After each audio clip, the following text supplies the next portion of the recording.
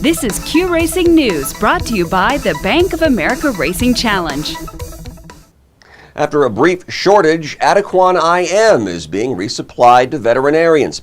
It's used to treat joint dysfunction and lameness in horses, and the supply was interrupted while Leutpold Animal Health renovated and upgraded its manufacturing facilities. Supplies are still limited, but veterinarians began receiving new stock on September 13th. In full disclosure here, Adequan is a sponsor of the Racing Challenge Derby division.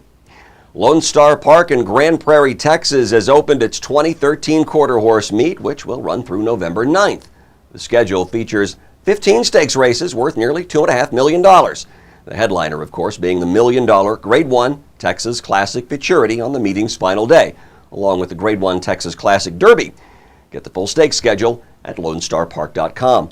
And a familiar face is the new president and general manager at Lone Star, Scott Wells, also president and GM at Remington Park in Oklahoma City.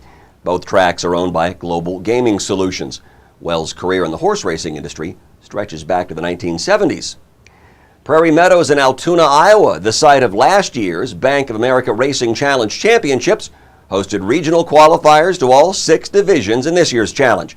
We'll start with the Grade 2 Championship Regional. Bedfast, owned by Juniors Quarter Horses Inc., would win in his first start ever at Prairie Meadows. He's a 4-year-old stallion sired by FDD Dynasty. Trained by Rolando Almanza and ridden here by Jose Montoya.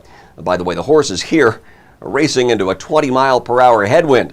Oscar Delgado's A Plain Brown Wrapper would finish second. Russell Hadley's Lethal Volt third. Like I said, 6 Challenge Regional races on the card. Here are all 6 automatic qualifiers. BYC Pick Your Pocket rallied late to win the Derby by a neck. Caller Hero won the 870 by 6 lengths. Juvie winner Valiant Wisdom is a Valiant Hero gelding. Corona Mit Go is a 4-year-old PYC Paint Your Wagon mare. She scored her 6th career win. And Prime Country surprised everyone as the 12-1 starter allowance long shot, winning by nearly 2 lengths. Walk Through Fire gelding Last to Fire won his first Grade 1 stakes race this year as a 4-year-old. That was the vessel's maturity on July 7th, and that race was his 17th career start. Well, now in his first start since the vessels, he has his 2nd Grade 1 victory.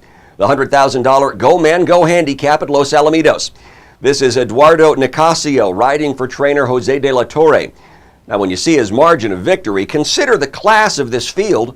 Cold Cash 123, Riley's Boy, Check My Thoughts, and Just Feature Me Quick, among others. After the race, co-owner Jesus Avila said the race had a champion of champions type field. Still, Last to Fire gets a startling 1 3/4 length victory in 19.357 seconds at 400 yards. His overall record now stands at 7 wins from 18 starts. Riley's Boy and Sparky E-Boy dead heated for second.